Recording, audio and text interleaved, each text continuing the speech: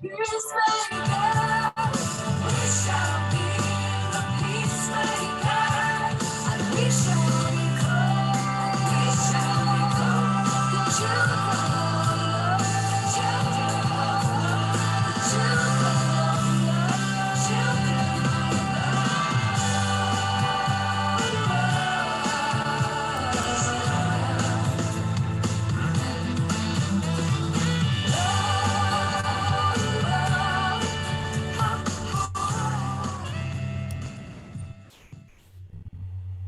Welcome, everybody, and greetings. It is Saturday Night Live for you, the Global Peace Tribe. I'm Love Coach Scott Katamas, but tonight I'm also the wizard, here to bring you magic and all sorts of incredible, wonderful things. A reminder to our panelists to please mute yourselves, because otherwise we hear sounds. And welcome, everybody. For those of you watching live on Zoom, fantastic. And we're going to go to Dannion in a moment because he's got a special message, which I'll kind of set up in a moment. But for those of you watching on Facebook, and we now have about 150 Facebook groups, pages, channels watching us, come on into our Zoom room. That way you can interact more easily. We've got a great group of presenters, performers. It's a very interactive show tonight. So it's really easy. If you're watching on Facebook and you want to come to the Zoom room, just go to globalpeacetribe.com, globalpeacetribe.com, and presto changeo, you'll be in the Zoom room with us, and it'll be easy for you to chat. And one of the things that we do when people become members of Global Peace Tribe is we have an early Zoom room show. And on our early Zoom room show, we have just heard from Edie Bell telling a story about her father who passed away on Halloween. I brought you on. And we've got the great Dannion Brinkley with us as our keynote speaker tonight. And just as I was about to go live on Facebook, Dannion said that he has a message for Edie. So Dannion, I'm turning it over to you for a minute. Hey, Edie, as I was listening to you, let me pass on a piece of advice. I need for you to write a song to or about your father. He could come closer and connect to you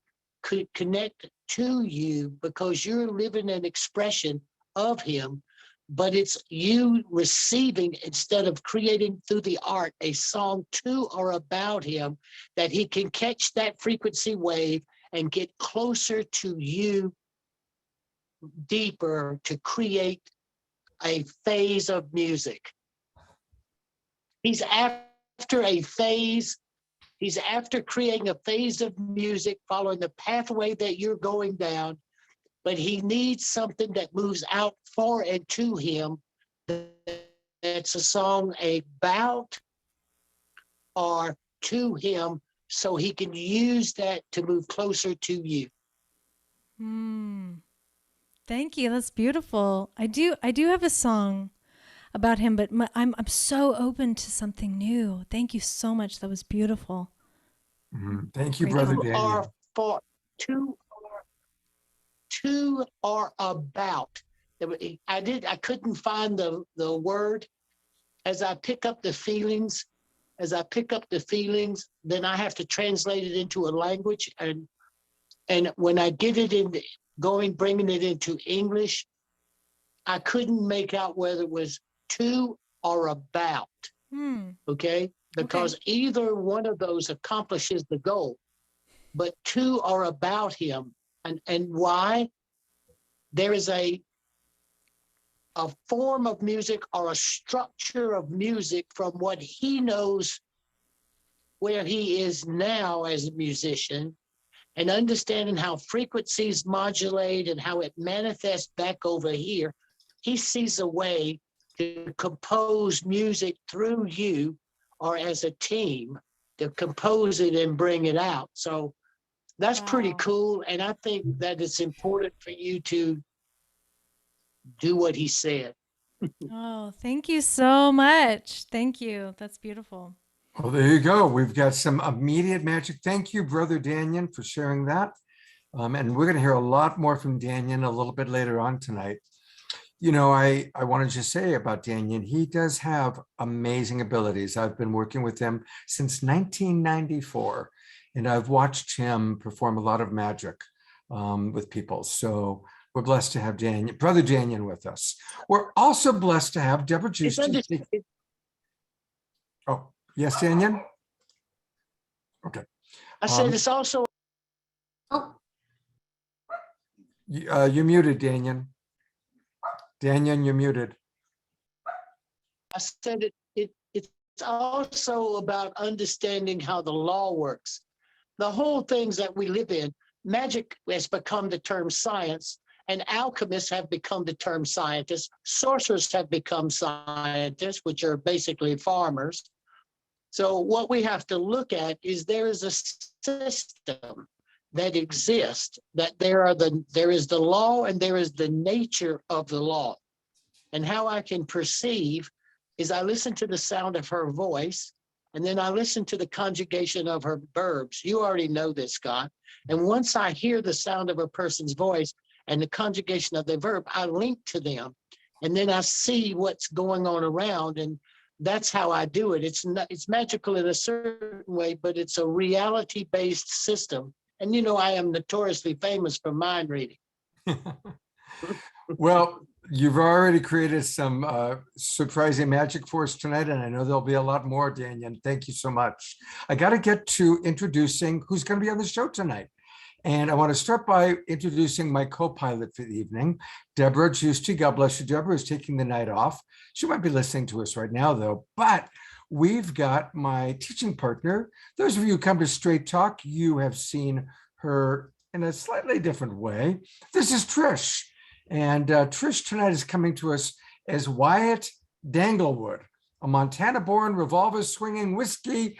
Well, you can imagine. The other Trish, the Trish that I am a little more familiar with, is a trauma-informed self-love and codependency coach. By the way, she's brilliant. She's a great coach. And she hosts 2 Facebook, YouTube live shows. One is a self-love show every Thursday morning at 10 o'clock in the morning. It's a wonderful show. And then, of course, the show that Trish and I do together, Straight Talk. So welcome, Trish, and thanks for being my co-host tonight. well, I thank you, Scott. I love you. And wow, you're going to tell all my secrets, I see. Or Wyatt's secrets anyway. So I'm so excited about this show tonight. It's such a powerful, deep, connected time of the year as the seasons change and as we all start to go inward. It's just such a magical, powerful time to really connect, right? Not even with the living, but with people who've passed on. So nearly every culture has celebrated this time in their unique ways. And today we're honoring All Hallows Eve, Sacred Samhain, and the Day of the Dead. We're bringing together leaders from different traditions, sharing their insights on how to use the thin veil to honor and connect to our ancestors and beloveds on the other side. So some of our presenters, who you already know, one of them is our old friend Dannion Brinkley, best-selling author with multiple near-death experiences. He will provide insight on what it is on the other side. We have world-famous psychic explorer, Mark Anthony, who is also another best-selling author of Evidence of Eternity. That sounds really interesting. We have one of I love this person so much, Greg Magick Bernstein, who will lead us in a sweet, amazing experience. I'm excited about that. And Priestess Janine from the Covenant of the Goddess, sharing unique pagan practices. We have Guinevere Bridge coming in a full channeled, costumed archetype, taking us into another realm.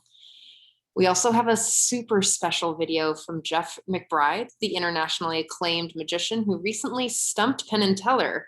And this is a special, for your eyes only, Saturday Night Alive video. So he made it just for us. And as always, we have amazing music. And this week, we're really excited to present to you Travis Puntarelli. I'll say it again in a minute. And Edie Bell. So Edie Bell is a talented American vocalist, pianist, and film composer and actor from Montana, I just have to say. And Travis Puntarelli, who is an anachronistic vaudevillian of villantics, relic of forgotten times, and a minstrel of yore and bard of lore. Ooh, so we have something really exciting coming up.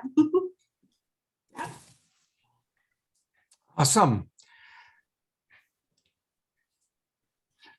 What's next? Oh, coaching me through. Sorry.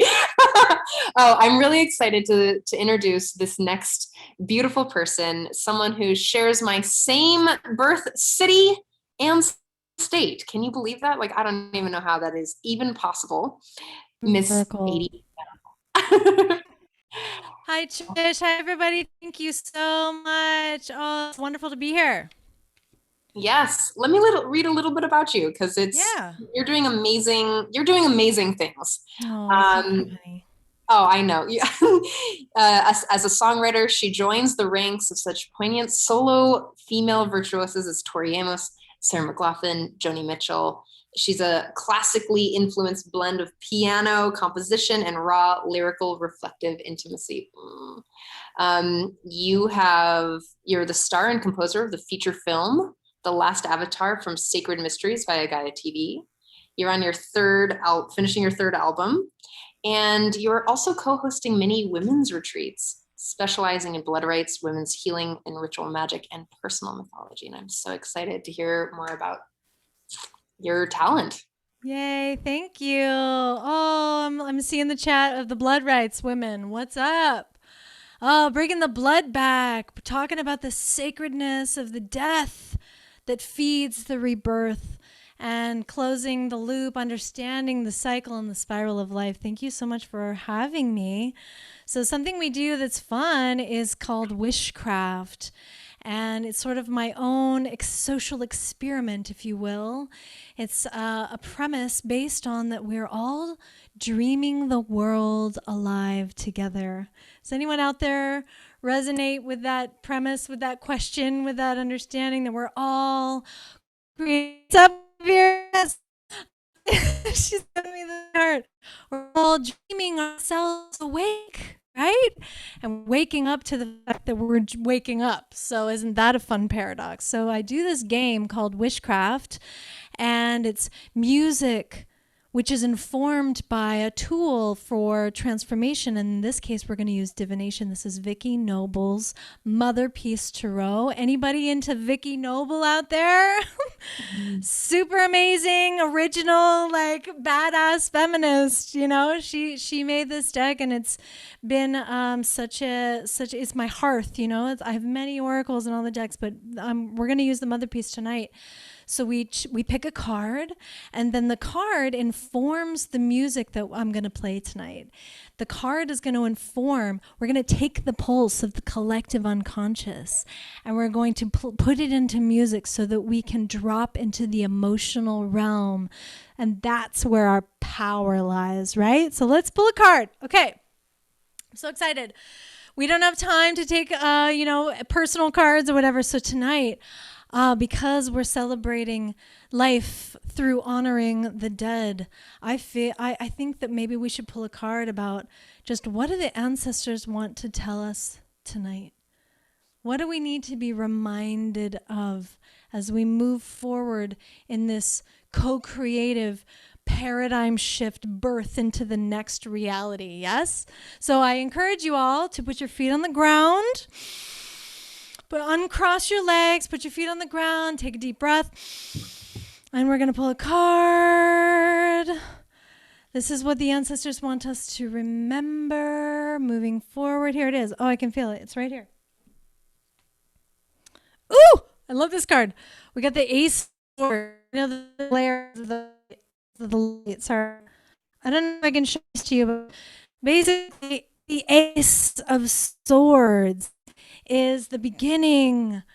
It's the beginning. The ace is the very start. It's like yes, and the swords represents air, mental energy, the thought, the idea. So it's the beginning of the thought, the first thought, right?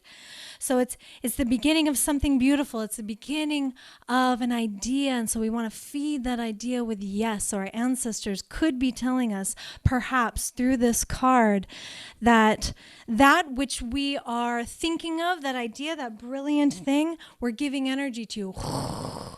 We want to feed the flowers that are growing and not look at all of the death and decay. I mean, it's good to honor it, but we really want to just, what is that yes? What is rising within us? What is that golden thread that's pulling us into our yes, into our co-creation? So I'm going to sing a song about that right now.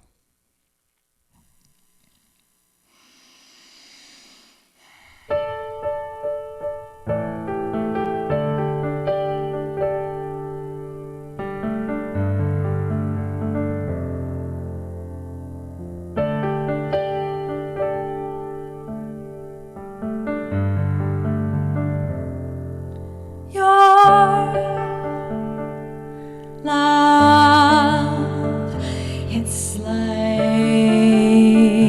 a venom. I'm more alive as I die.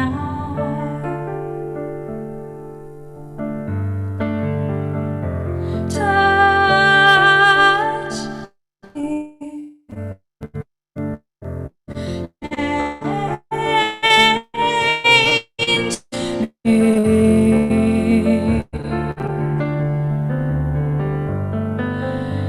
With your venom,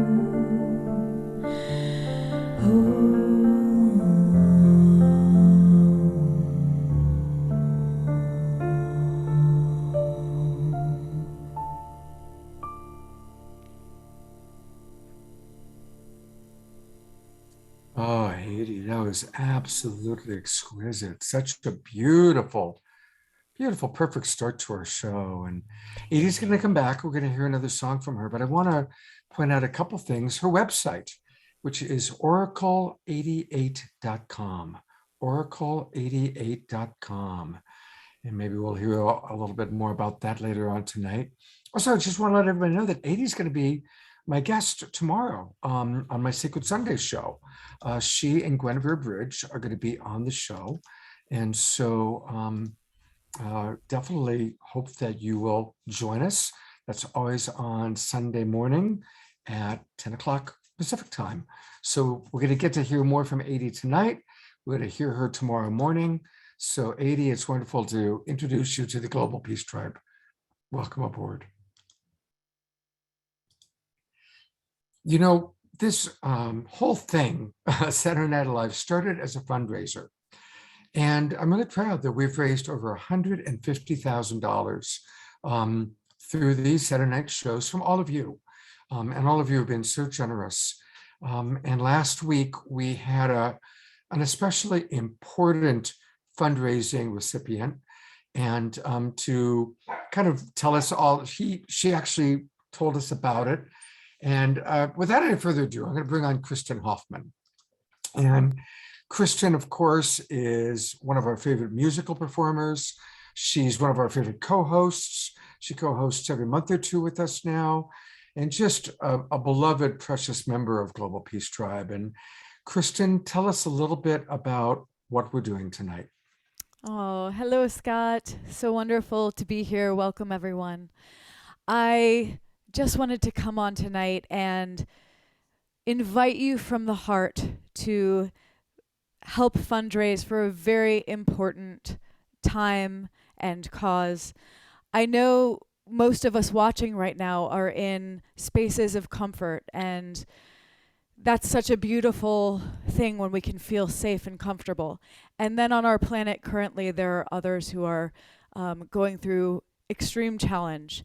And our recipient tonight, unfortunately, because of the challenge, I cannot share specifics, even name or image, but we are raising for dear ones in Afghanistan, peace leaders who I have worked with personally, young, incredibly heartfelt leaders who guide with peace and love and light.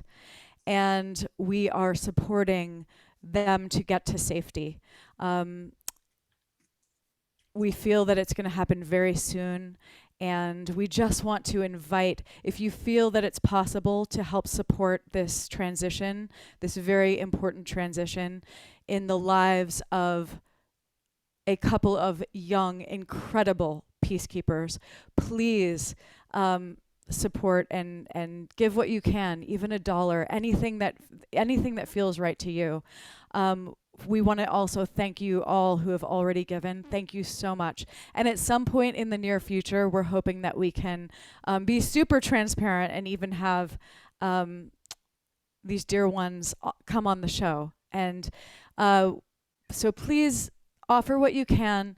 And we also would like, if you have already given or if you're giving tonight, please put your address in the chat, because David Gershon, who was on last Sunday and who's been on one of the evenings that I was co-hosting with Scott, and who has also worked with our recipients, is offering to send everyone a beautiful little Imagine pin who is giving. So please put your address in the chat if you have donated and are donating tonight. And we would love to send you a little token of our sincere gratitude. This really could not be a more important time to support dear ones in our lives who are in the very challenging position of being in Afghanistan at this time. So may we just send also prayers that they can get to safety as soon as possible. And may we just do what we can to support in the meantime. Again, a few ways you can do it. You can just grab your cell phone and put it on camera function. And then you go towards the Q code here. And what happens is it pops up, you'll see somewhere on your screen, and you just click it. And that's how you can go straight to the GoFundMe. We are using the Love Coach Academy GoFundMe page to raise money. And if you don't want to use the Q code, you can just go to GoFundMe and then support for the Global Peace Tribe. Support for the Global Peace Tribe. And we will read the names of those of you who support this effort. Last week we supported the same effort, and we raised over $1,500. So thank you to everybody last week who donated. And Kristen, thank you so much. I also want to thank David Gershon. I'll put into the chat box. We had David and Kristen on my Sacred Sunday show last Sunday, where we talked a little bit about what's going on with the Peace Project in Afghanistan and Peace by 2030. And so I'll put the link, and you might want to go back and watch that show. It's a beautiful, beautiful show. And I'm going to just go up one last time to the Q code, and again, encourage everybody to use this as an opportunity to donate. And thank you so much. And like Kristen said, anything, it's whatever you can put in, we really, really appreciate it. It all makes a difference. And I am absolutely holding the vision that we are going to see the people that we are supporting on this show very, very soon, safe, out of harm's way, where they can thank us for playing a role in helping them out. So, thank you so much. I'm going to start by donating $100 right now. So thank you, Scott. Thank you and thank you to Saturday Night Alive. Can't share my appreciation enough for you to step up to this important cause. Thank you. God bless you, Kristen. We love you so much. Love you all so much. Edie, that was incredible. I love you, sister. You were just such a gift. Thank you. There's Edie. There she is. Oh, beautiful. And thank you so much, girl. She helped me get all the sound ready for Zoom, and you're so beautiful. I can't wait to connect with you again. Thank you so much. I love you. You sound so beautiful and ethereal and mystical. So looking forward to more. Yes. What a wonderful tribe we're all a part of, right? I mean, it's really such a blessing to be able to work with like people like Kristen and Trish and Edie. It's really a blessing. There's my dog who's very excited. I get to introduce our first actual speaker of the night. And she's new to Saturday Night Alive. She comes highly recommended. And this is Janine Nelson. And she's here representing the Covenant of the Goddess. And she's an elder high priestess in one of the oldest traditions in the United States. And that's the pagan community. And she serves this community through her active participation as the National Public Information Officer for the Covenant of the Goddess. Janine began her journey in the craft, and it is a craft, over 20 years ago in the eclectic tradition.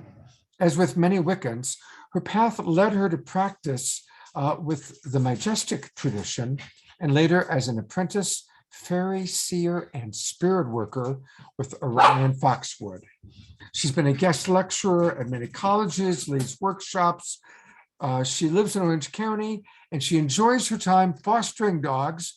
Maybe that's why my dogs are getting so excited right now. Feeding her photography obsession and practicing her craft. Janine, welcome to Saturday Night Alive, and tell us about the craft. Thank you so much, Scott. This is wonderful being here with you tonight. Blessed Samhain, everyone, or should I say Happy Hallows? I mean, there's so many names to this amazing evening. Halloween has a very long and rich history dating back to the time of ancient Celts of England and Ireland and Scotland, where my ancestors are from. It's quite a popular holiday today and celebrated throughout the US, Canada, Europe. And of course, you can't miss the signs when it comes. It starts in late August with all of the decorations and the various costumes people begin to create. I mean, look at this audience tonight, amazing. It's really hard to miss when this time of year comes around. But why do we celebrate this holiday? I mean, what is Halloween? Well, as I mentioned, prior to the spread of Christianity during the Iron Age, Celts who lived in Ireland, Scotland, Britain, and France marked the end of their summer and kicked off their Celtic New Year at Samhain. This last harvest, third harvest, Hallows Eve, Halloween now, and Day of the Dead, Dia de los Muertos. These are all names for this amazing time of year. And as you can see, it has crossed boundaries with tradition. Now, Samhain, the etymology of Samhain is summer's end, Samhain. Samhain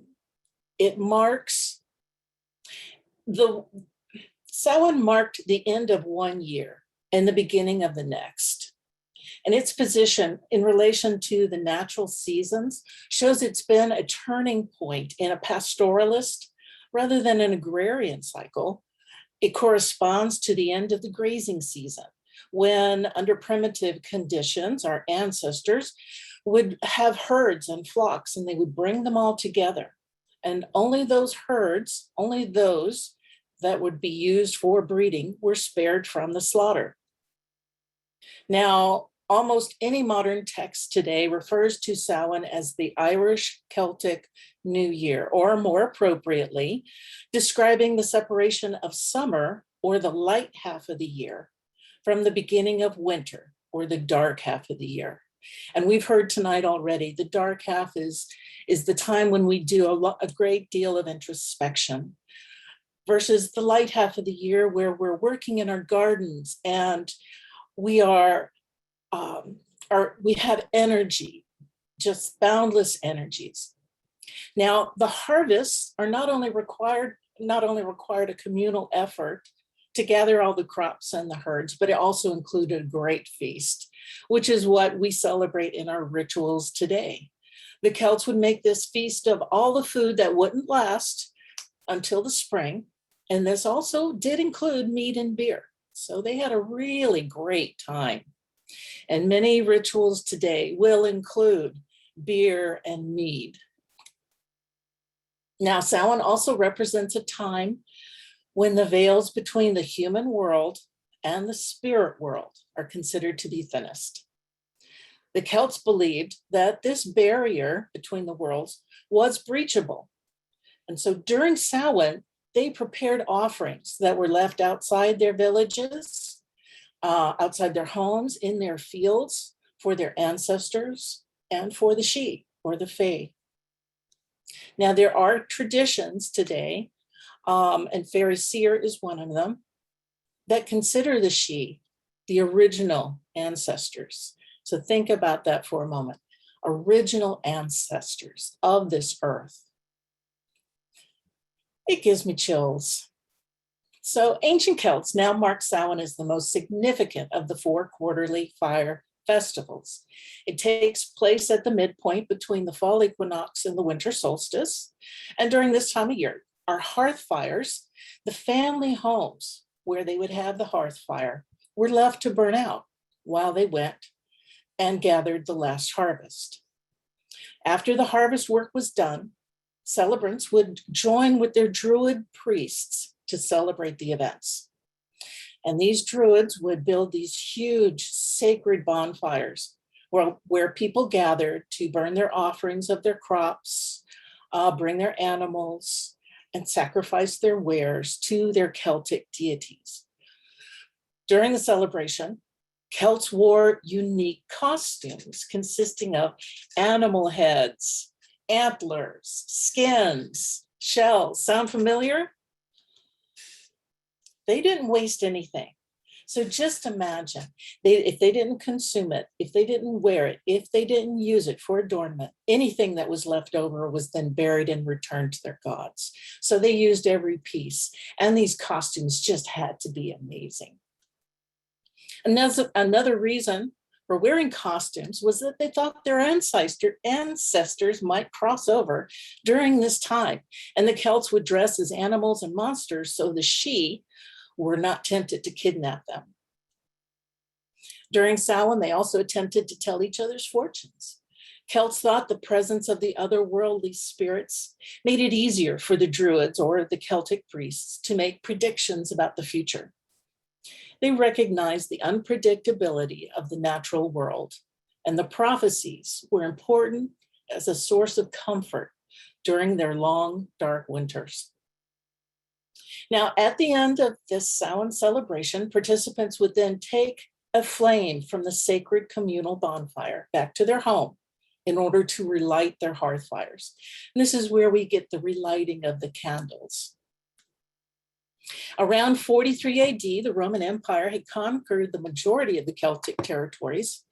And that's where we see some assimilation of Roman holidays, such as Feralia, where the Romans commemorated the passing of their dead, along with the day that they honored Pomona, which is why we tend to have apples this time of year.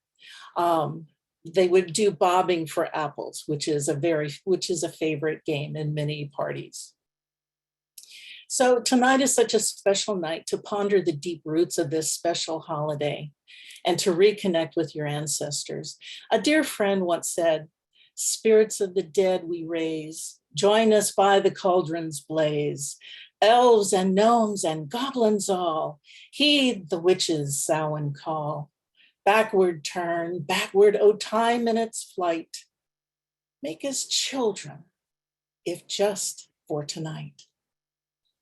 So thank you all very much for this wonderful opportunity to be with you on All Hallows Eve and just share a little bit about Halloween's history and some of the pagan practices that have been shared throughout the centuries. Janine, that was wonderful. Thank you so much for coming on and giving us some of the history as I asked you to do. Wonderful job. And tell us a little bit about the COG, the Covenant of the Goddess. Anybody who's wanting to get involved, can anybody come and kind of learn? How does that all work? Covenant of the Goddess is a federation of Wiccans, witches, pagans, and covens. And this is where we have networking and a community for these pagans. We also provide clergy credentials. There is support, legal support, if those need it, and has been used in the past, unfortunately. And we also provide education. On our front page, you might see Mary Part, which I have shared on Facebook before through our Facebook page. And it describes some ceremonies and traditions someone might use for a dearly departed. Right, here are the ancient practices. So again, it's a very simple website to remember. It's COG, Covenant of Goddess.org, COG.org. And there's a lot of wonderful information, like how we view grieving. And, certainly everybody at the very least, go there and do what I just did. You can register, give them your name and email address, and that way you can get more information from them. And 12 plus 1 does equal 13 the last time I checked. We also host a monthly Wednesday with Witches, where people can come and learn more about the craft and get to know some of the members a little bit more as well. Fantastic. Janine, thank you so much for being with us. And I hope you can stick around and enjoy part of the show. And hopefully we'll get a chance to go deeper with you again some other time. You've been wonderful tonight. Thank you. Thank you so much for this opportunity. It's been a great honor. Yeah, you're doing great. Thank you so much. And to introduce our next feature, here is the lovely Trish, right? Or is it Wyatt? So Trish, is it Wyatt? I'm confused, but that's what cross-dressing does to me. It confuses me. Oh, sorry, Scott. Man.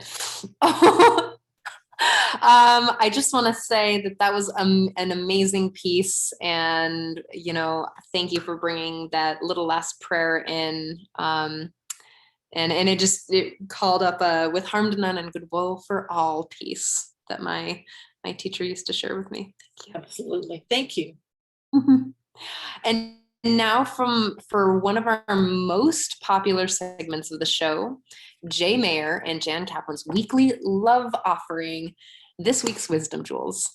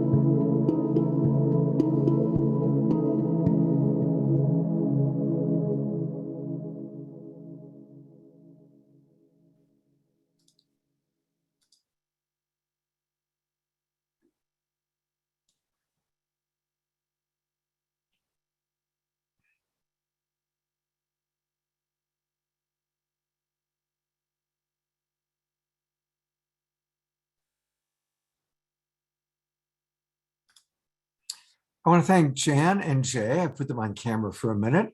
Thank you so much for always every week creating these wonderful wisdom jewels. It's really become a wonderful part of the show.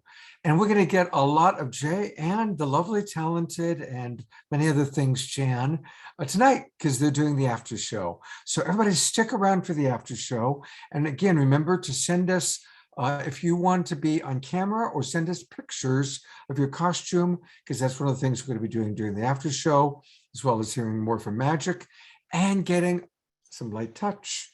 So thank you, Jay and Jan. We'll look forward to seeing you a little bit later on tonight. There he is. There's a light touch. Jay Mayer as Rod Stewart. All right. You know, I want to tell a true story that's very in alignment with tonight's show as I introduce my friend Guinevere Bridge. I've known Guinevere for quite a while. Similar to the way I met Dannion Brinkley. I met Dannion when I was producing The Other Side, and I met Guinevere when I was also working on as a producer on a television show, and she was a sidekick, and we worked together a little bit. Years passed, and almost 10 years ago, my wife passed away. And I hadn't talked to Guinevere in a few years, and not since my wife had passed. And I don't remember exactly, but maybe 4 or 5 months after my wife died, I was in this house, and I walked into my bedroom. And as I walked into my bedroom, for a flash, I saw my wife on the bed looking at me, smiling. It was like one of those, like, what the, wow, that, and it was gone, you know. 15 minutes later, on Facebook Messenger, I get a message from Guinevere. First time I've heard from her in years, saying, "Hi Scott, this is Guinevere. I'm sorry about the passing of your wife, but I wanted to let you know that yes, you just did see her." That's how tapped in this woman is. So that started a deeper connection and a deeper friendship between Guinevere and I. And it's always wonderful to have you with us. So thank you, Guinevere Bridge, for being my friend and for being with us tonight. And tell us who you are embodying tonight. Thank you, Scott. First, your friendship is a blessing, and I always am in deep appreciation for how Shushi decided to connect that moment, because I saw her making that connection with you, and it was impossible not to speak up. And you know, from our recent conversation, I had the same experience where my beloved showed up for me, and then somebody else made that connection and sent the song that was our sacred song to me the very next day. So these processes are very sacred. And today I'm embodying and channeling La Katrina, the concept that we are, no matter how wealthy, no matter how beautiful, no matter how happy or well off, we all transcend the mortal coil, and we leave behind our bodies to go back to the earth, to go to ashes and to dust and to rot and to decay and to be repurposed back into the system. So it's the reminder that beauty and love and connection feel ephemeral like a rose that can last for a couple of minutes or a couple of days. To truly appreciate and make that connection with each other from full heart and full spirit, to never waste a moment with those that we care for.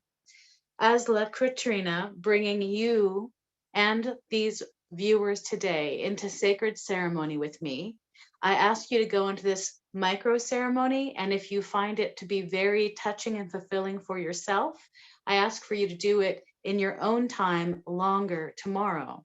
So we're going to start by making sure mischievous spirits do not interrupt us connecting with the other side, us connecting with our ancestors and those who've crossed, who still bear us deep within their spirits, just as we bear them deep within our hearts.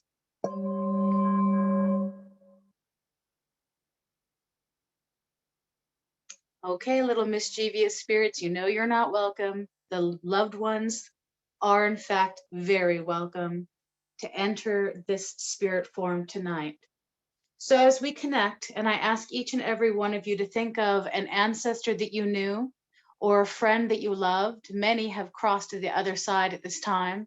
So you want to bring them close to your heart, see them in your mind's eye, and you want to imagine, as you see me hold up this coffee cup, that you're offering them food. You're offering them food that was their favorite food in life. I have corn chips because my beloved, who passed in 2019, grew blue corn.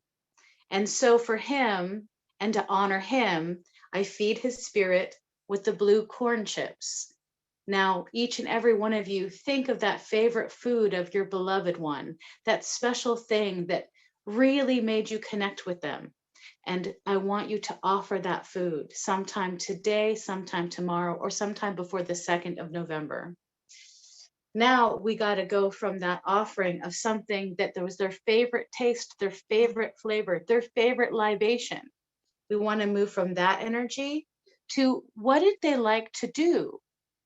As you focus in on this beautiful little pumpkin filled with the seeds, just like the ancestors, passed down through the family tree, you're on one of these beautiful branches. I want you to see that person, that favorite person. What did they love to do? And then what I want you to do is I want you in your mind's eye to join them in that creative activity, whether it's dancing or skiing or playing or going to the gym. What did they like to do? And then if you don't like to do it, just do it with them in your mind, in your heart. Make it a very special moment. Invite them to play with you. Invite the ancestors and the friends. They're legion on that side. More may come than you expect. Now, after you've done that part of the practice, I want you to take a sacred flame. I want you to dedicate something that made you laugh, something they did that was so funny, so quirky, just to them. And I want you to hold a candle and remember that laughter. Remember the power of bliss and invite them into these memories. You can say them out loud to that beloved. the way they were silly when they tripped over in the hallway and knocked all the luggage over, and you went skidding down the side of the wall and you're laughing so hard you can't even think straight. Those moments are so sacred that they're contained throughout time and space. A medium, a psychic can see these things because you contain them inside of you and they contain them on the other side.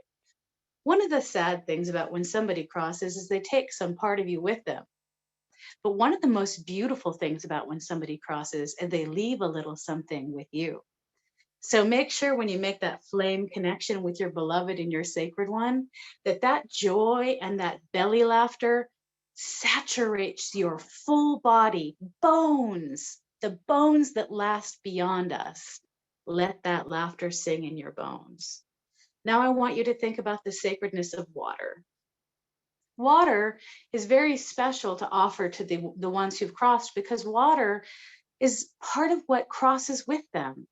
Their last breath, the last exhale, the moisture from their body, it goes back into the system. It goes back into the rivers, back into the clouds. They live in the raindrops on your face. So offer them water and thank them for the fact that they still exist in a water form, swirling around you, nourishing the earth, and creating more water for you to create more people. Oh, yes, the chain of life and death. It's very, very sacred. So offer them sacred water. And when you do, offer them the tears of love of those moments that only they could fulfill for you. A very special something happens between individuals, your grandmother, your mother, your lover, your child.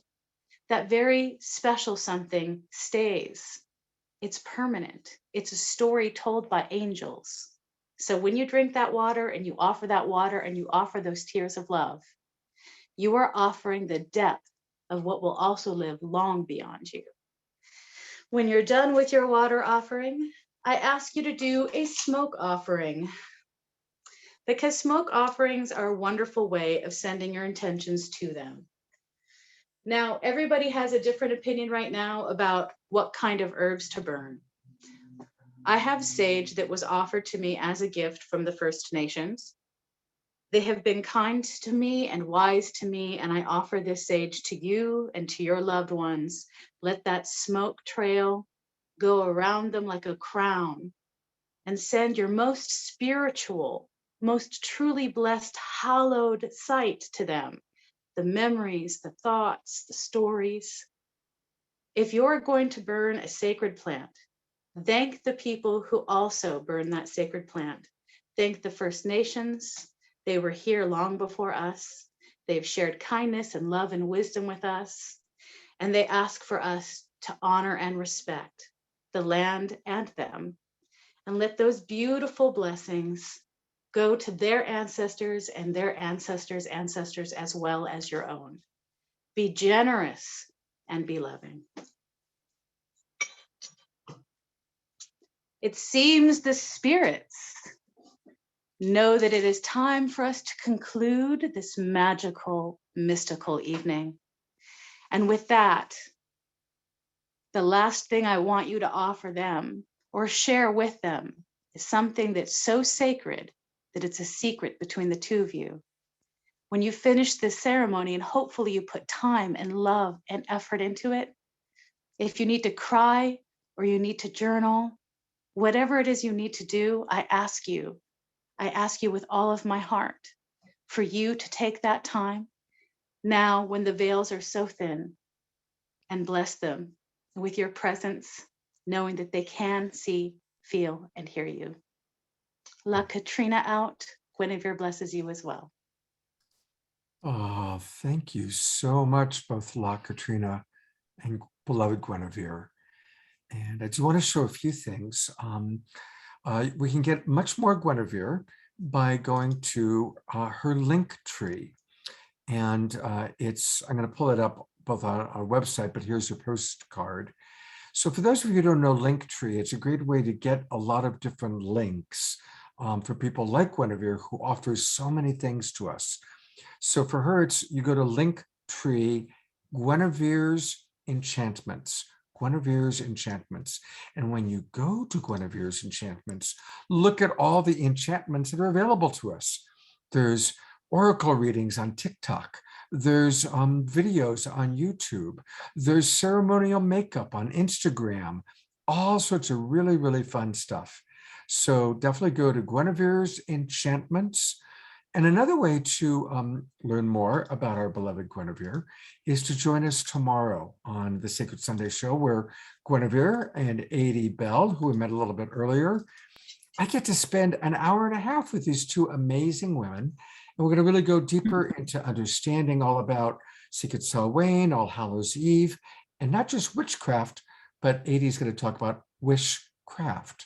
And so a chance to really go deeper with these two wonderful women. So Guinevere, thank you so much for being with us tonight and providing such a beautiful ritual. And people can, we always take the recording of this and we put it on YouTube, save the recording, go back and do the ritual, because you really gave us a really beautiful gift. Thank you, Guinevere.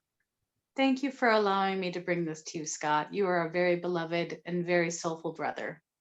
Likewise, sister. Thank you so much. Hey, Scott. Yes. Scott. Yes, Dannion. Dannion. That was an excellent, excellently constructed spell. I commend her. North, south, east, and west, earth, wind, water, and fire. Each of the positions that she put in the ceremony, the pace and the intent that she placed in it, and as old and as sacred as that tradition is, I commend her. If I would pull that piece out, Scott, I would pull that piece out and make it a dominant force in people being introduced to her. That's excellent done. Excellent. Dannion, I will do exactly that. I will have my editors. In fact, my editors are on the show right now. I'm watching them in the panel. So there is Dr. and Mrs. Future. These are the people that do all the editing for us. So son, please take the segment and we'll post that on our special segments section of the YouTube channel. And thank you, son. And thank you, Dannion, and tomorrow, for the suggestion.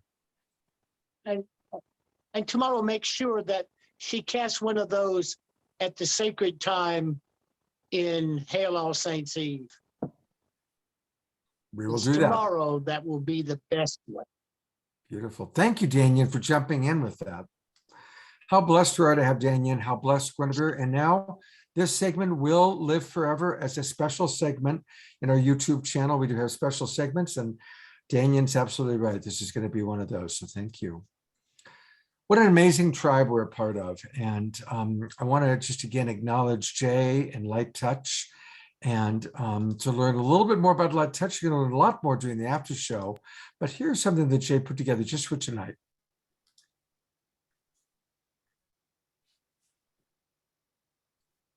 That was perfect, Cami. Thank you. Okay, you can go ahead and just turn.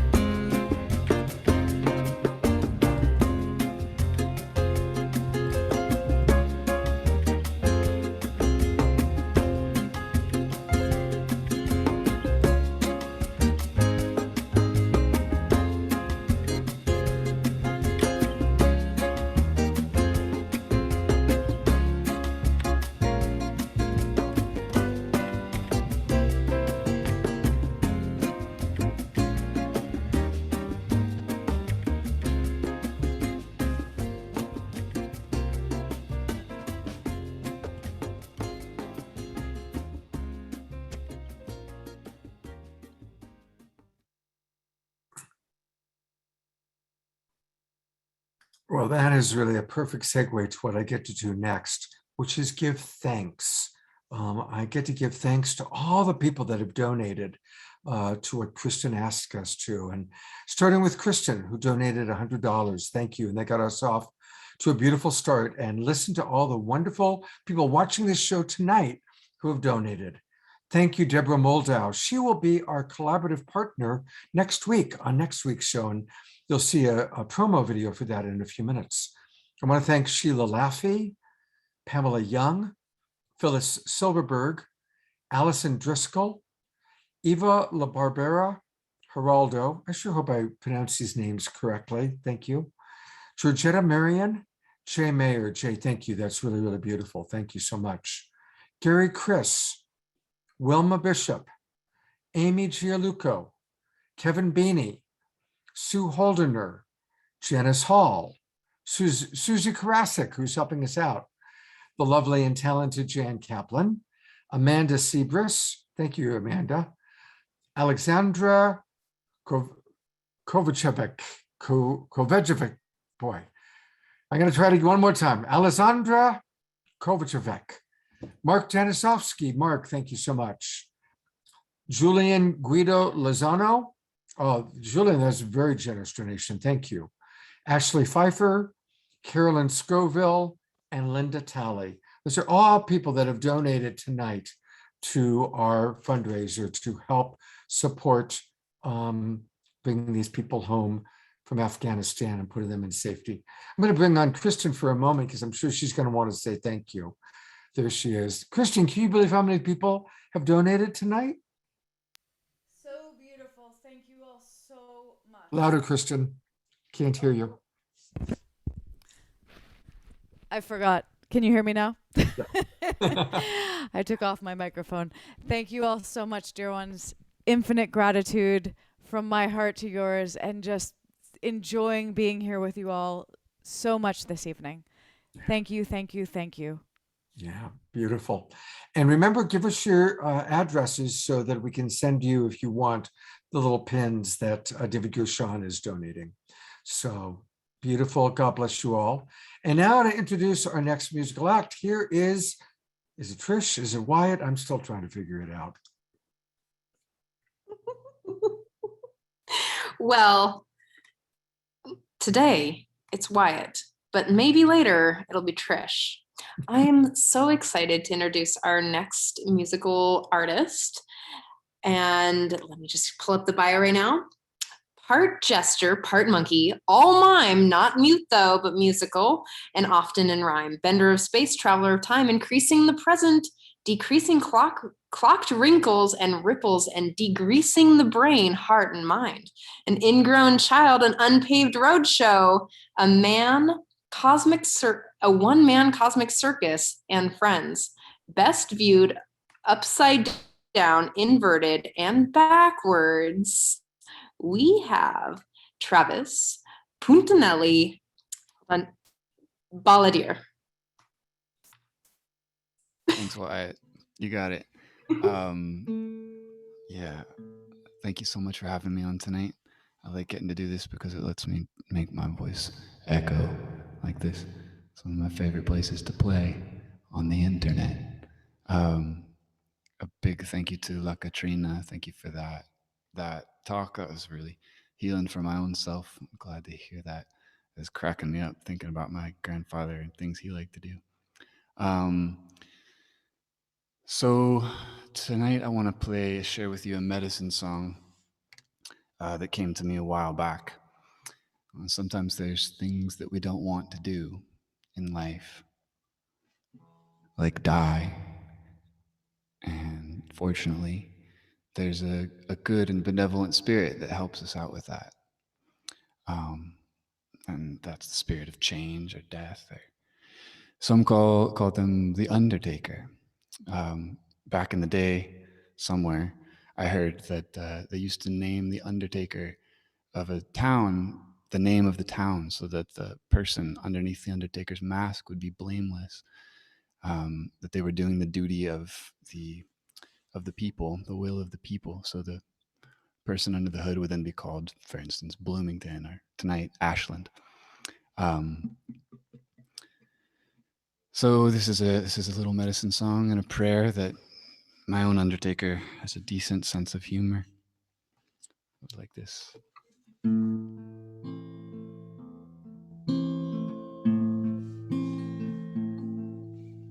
If Pharaoh whispers, licking tongues of fire flickers, leading on the prison guards past iron bars, along the damp and dingy halls, through heavy wooden doors that creaking open onto rat-infested floors that squeaking seem to twist and squirm all of their own accord. Impressed by all of this, the undertaker sighs. He nods, then stops to rub the sleep out of his eyes. He motions solemnly, the guards leave him alone. And then with heavy hand, he drags the axe across the stone. And if it were your turn to lay your head upon his chopping block, you might hear him hum his song. All in a day's work, all in a day's. They'll talk eventually, I've got my ways. I've got my axe, I've got my blade. All in a day's work, all in a day's. Oh, don't worry, little heads, don't worry now. Yes, it's true, I'm here to usher you out. Don't worry, little heads, don't worry now. Soon you'll be off of those necks and into good hands. Don't worry, little heads, don't worry now. I'm here to make light of the situation. Don't matter which direction you're facing, soon you will be rolling, rolling, rolling, rolling, rolling, rolling, roll all in the days, work all in the days. They'll talk eventually, I've got my ways. I've got my axe, I've got my blades, all in a day's work, all in a day's. Oh, please, no undertaker, not today. Take pity on me. This is the day that I was born. Nonsense, it's perfect. You'll go out the same way you came in. Happy birthday, don't look so forlorn. No need to plead with me, no need to beg. You see, I'm not concerned with why you're here, I'm just concerned with how you're leaving. If you've got your head on my chopping block, no doubt you'll be listening to my song. Soon as your head comes popping off, then you will be singing along. All in the days, work all in the days. They'll talk eventually, I've got my ways. I've got my axe, I've got my blades. All in the days, work all in the days. Oh, what do you know? There's a morsel for me.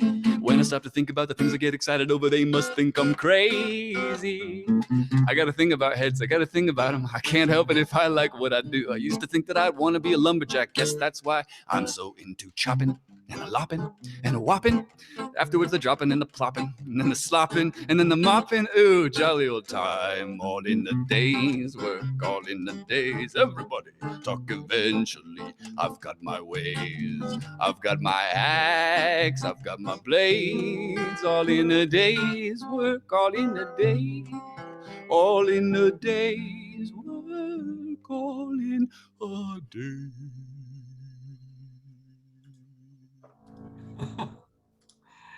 Now that was really, really fun, Travis. It was definitely unlike any kind of song we've had on this show before, and I really loved it. I can see Brother Dannion is smiling away, and we all really It enjoyed was great. Congratulations. It was great.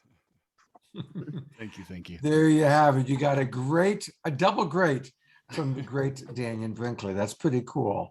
We're going to hear from Travis one more time tonight, but just want to remind people that he is the balladeer of anachronistic bardology.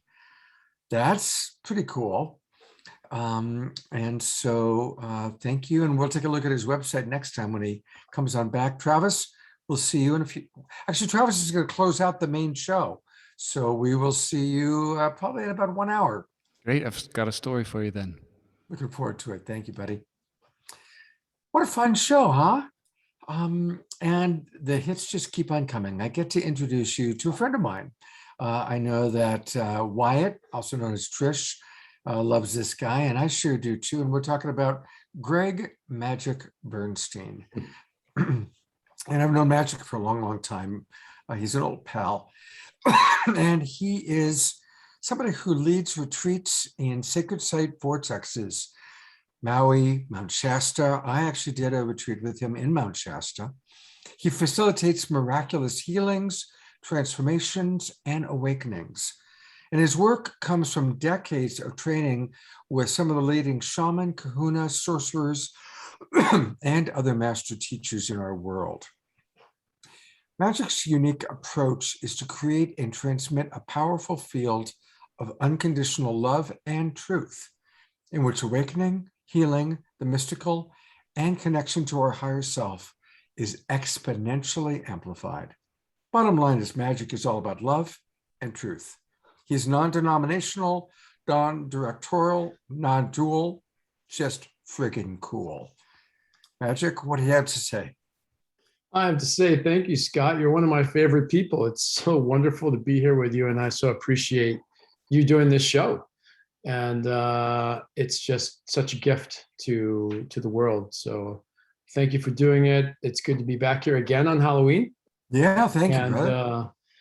You know, I've been meditating on and off today and during the show on what I might want to do, and what's been coming through is to help people to connect with the other side, to connect with death, as well as those who have passed. And one of the ways to do that I have found is to set an intention. Our experience is guided and shaped by the intentions that we set.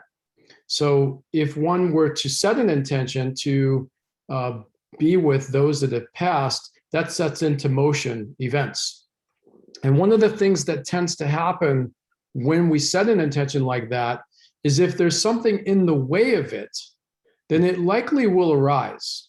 And sometimes people, they mistake that for meaning that they failed or that they've done something wrong or they haven't gotten what they're actually intending to actualize. And yet this is part of the process. If we have a doubt or a fear that we can't connect to the dead, or that we have a fear of death or the dead or ghosts or demons or doppelgangers, then that could prevent us from actually connecting with that and ultimately connecting with who and what we really are. Because really we're all one. There's no separation between us and anyone else or anything else at one level of reality. And at another level, you're there and I'm here. And there are spirits out there and we can connect. So the more that we can actually connect inside of ourselves with who and what we are, it brings us into connection with everything. I've spent a lot of time in my life sitting with death. I brought a friend of mine here that's on my altar, along with my skull mandala here. I sit with it often, and I sit with the intention to feel and experience my own death and the death of everything that's ever occurred and ever will occur, so that I can reduce the separation between me and what for many of us is one of our greatest fears. And so this is a practice I've been doing for many, many decades. I went to Varanasi in India, which is the place where in the Hindu religion, they cremate the bodies by the river so that people can be free of their karma. And I sat next to the burning bodies for hours and hours and was just with everything that was arising inside of me, every fear, every sense of disgust, every aversion, so that I could heal all of that separation and come into oneness with death itself and with all that is. And so right now, if each one of us here would like to connect with the other side, with a loved one, we could set an intention right now. And then when you set that intention, what I would suggest is that you close your eyes and pay very particular attention inside your being to what arises. Is there a doubt that comes up that you can't do this, that you need a medium, or that you need a channel or something between you and those that you want to connect with? If that's what arises, then what we typically would do would be to try to push that out of the way and then make it happen.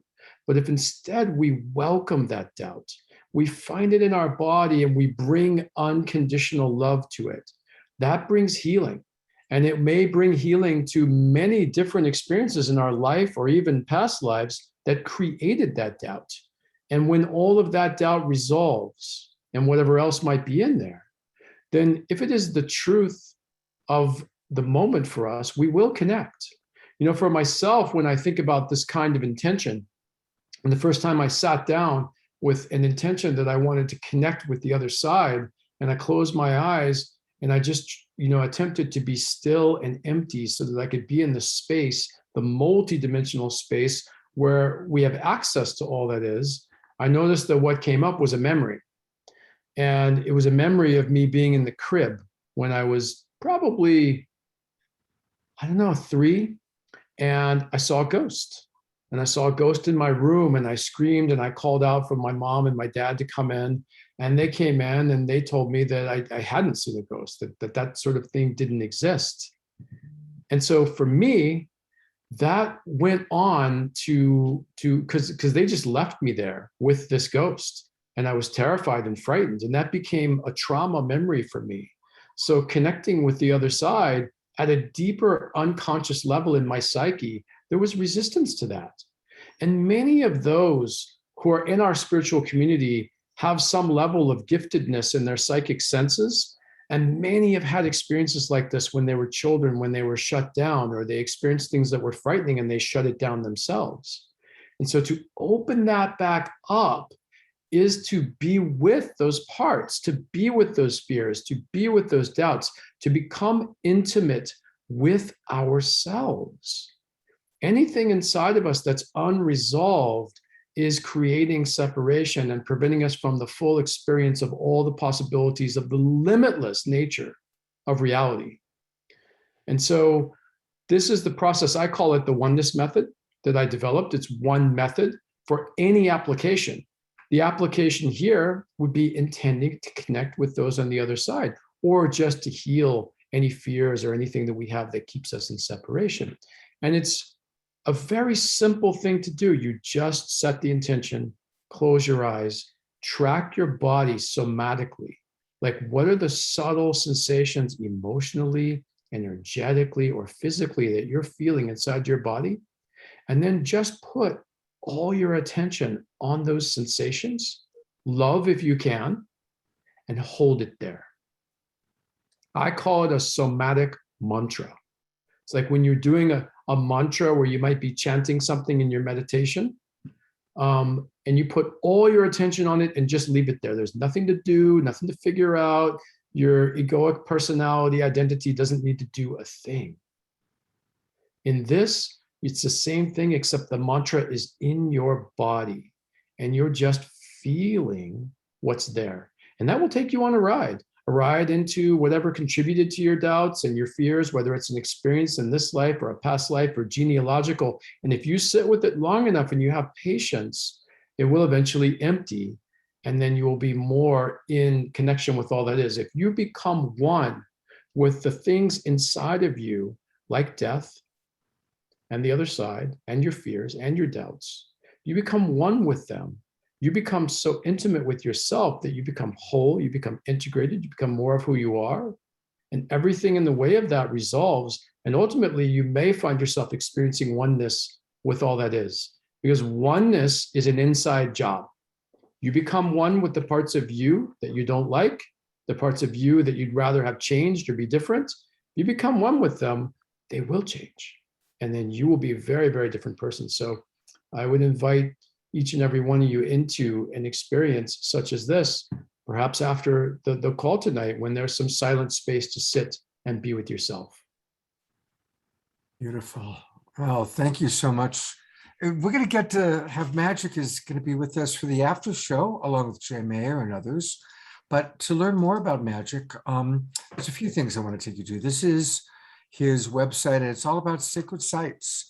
So you go to www.sacredvoyages.com, sacredvoyages.com. And I did a one-on-one shamanic coaching retreat with him in Mount Shasta They're beautiful. It was amazing. My partner at the time also did that, and she loved it. He takes people on shamanic adventure retreats and custom sacred site retreats. So definitely go to sacredvoyages.com and register. You got anything coming up that you want to share about along those lines, Magick? Yeah, if you want an easy taste of what I'm up to in the world and things that could be of help and service to you, I also offer a monthly podcast. I pick a different subject every month. They can be death. It could be very esoteric subjects such as teleportation or shapeshifting, or it could be very practical subjects such as how to be an empath.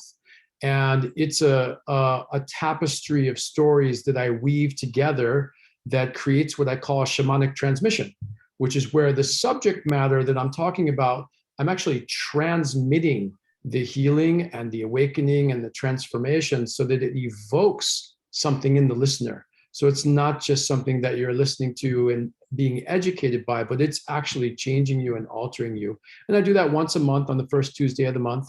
And there's also a couple of dozen recorded ones from the last couple of years on my website if you want to go back and see if there's any topics that you resonate with. Awesome. Magick, love you much, brother. We'll Thank see you, you in a little Scott. while Love on you, the brother. after show. Yeah. All right. So it's now time for the Global Peace Tribe announcements. And but stick around, we've got some really good stuff. We've got Dannion Brinkley coming right up.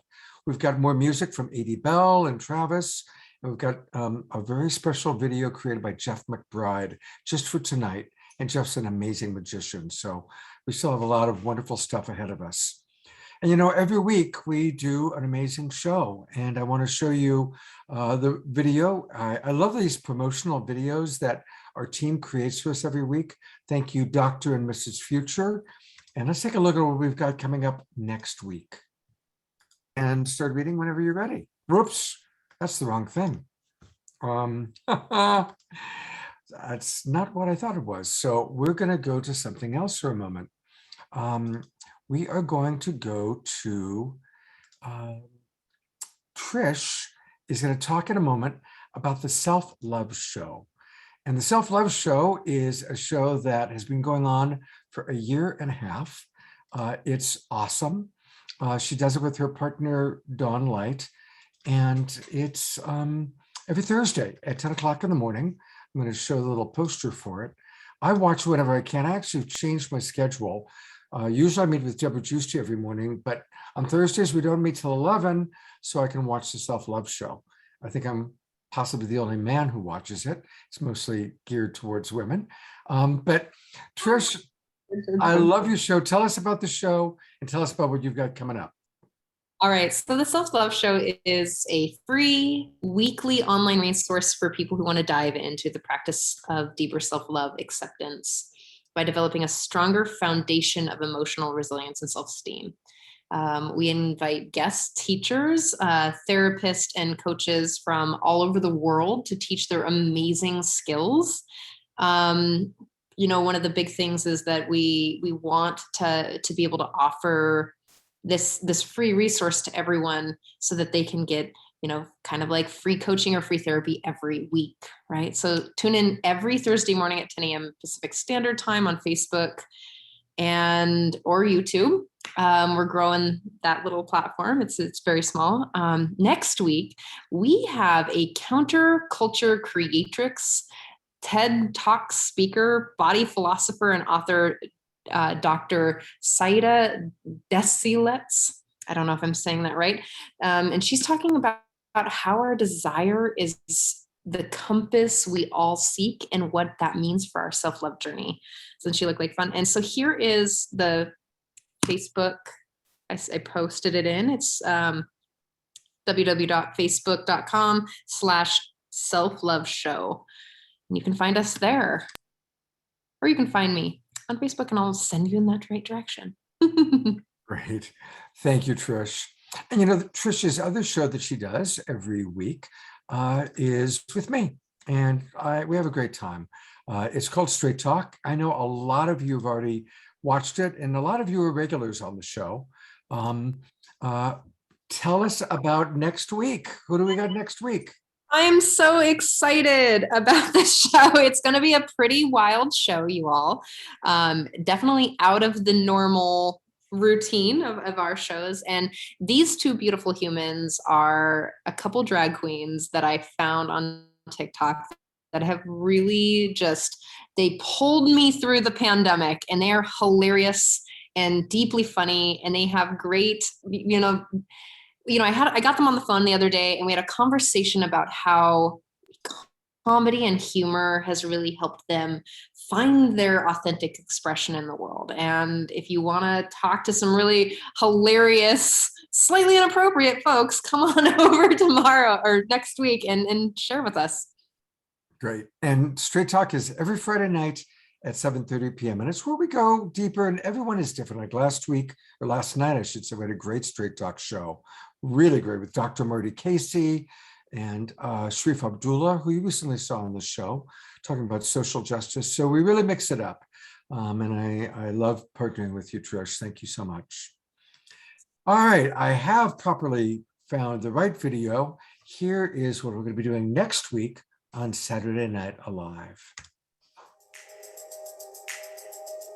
On November 6th, Saturday night will come alive for the Global Peace Tribe as we affirm the ancient wisdom as above, so below, by honoring the relationship of Gaia and humankind. Hello, I'm Reverend Deborah Moldow, founder of the Garden of Light and director of the Evolutionary Leaders Circle of the Source of Synergy Foundation. And I'll be co-hosting this special show with Deborah Giusti and Scott Thomas. I've learned from Indigenous elders that the primary key to a thriving future for all humanity is shifting our relationship. What happened? That wasn't supposed to happen. Well, it sounds like you're shifting the relationship to the technology. Relationship of Gaia and humankind. And director of the Evolutionary Leaders Circle of the Source of Synergy Foundation. And I'll be co-hosting. Okay, let's try that again. Sorry about that. All right, here we go. This special show with Deborah Giusti and Scott Thomas. I've learned from Indigenous elders that the primary key to a thriving future for all humanity is shifting our relationship to the wholeness of the web of life. Our disconnection from our planetary home has devastating environmental consequences, and it affects our relationships with one another and even with ourselves. Our inspiring guests on November 6th, who are all visionary members of the Evolutionary Leaders Circle, will point us toward empowering and fulfilling relationships based on our reconnection to the earth and our true nature. Gary Zukav, best-selling author of The Seat of the Soul, will share insights from his latest book, Universal Human. The delightful Catherine Woodward Thomas, who wrote Calling in the One and Conscious Uncoupling, will speak on how to have mutually empowering new paradigm relationships. Steve Farrell, Executive Director of Humanities Team, will illuminate our understanding of oneness that transcends all apparent separation and brings us into profound spiritual truth.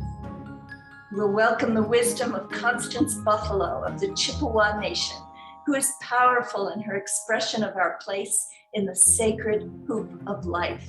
And finally, David Nickel, who created the Gaia Field Project and authored the book Subtle Activism, will help us see how we can make a difference.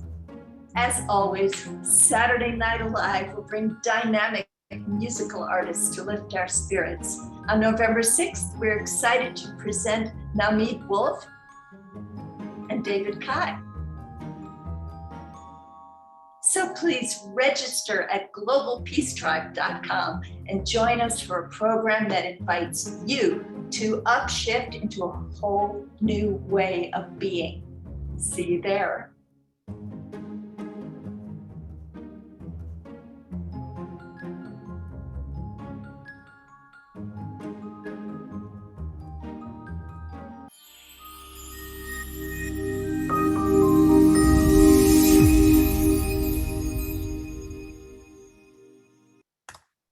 again, a big thanks to Dr. and Mrs. Future, also known as Alan and Son, who do our videos for us. And next week is really going to be wonderful. You know, one of the things that we also are doing is we're doing special events where we bring together some of our favorite musicians, magicians, entertainers. Last week we had Cornflower and Kristen Hoffman did an amazing show, and we've got another one coming up. On November the 7th, and we're just announcing it tonight, we're going to provide mirth, music, magic with three masters. And they're all three people you've seen on the show many times you love. Sean Jay, one of our favorite magicians, Valerie Romanoff, and Johanna One Heart Beekman.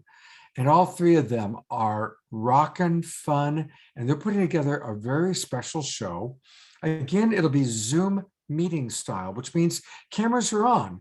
They're going to see you unless you want to have your camera off. But it's very interactive. It's going to be fun. And it's on Sunday, November 7th. So that's 2 weeks from tomorrow. Or I'm sorry, 1 week from tomorrow, from 5 till 7 Pacific time. 5 till 7 Pacific time. And it's only $22. So come and join us. And this is how we as Global Peace Tribe, we're having so much fun together. And we want to give people like this a chance to play longer, show more, and go deeper. And as a Zoom meeting, it gives us all a chance to really interact and connect with each other. So please join us. And of course, I'll be hosting a week from tomorrow, November 7th, for mirth, music, and magic with three masters. And you can register by going to globalpeacetribe.com. Go to globalpeacetribe.com, and you'll find right there where you can register for it. And also our dear Susie is putting links into the chat room here in the Zoom room and in some of our other Facebook pages. And finally, remember, if you're watching on Facebook, you still can come on into our Zoom room. There's plenty of time. We've got the after show. We've got Dannion Brinkley. We've got Edie Bell and Travis. We got a lot more happening. Come on into our Zoom room. Just go to globalpeacetribe.com, globalpeacetribe.com.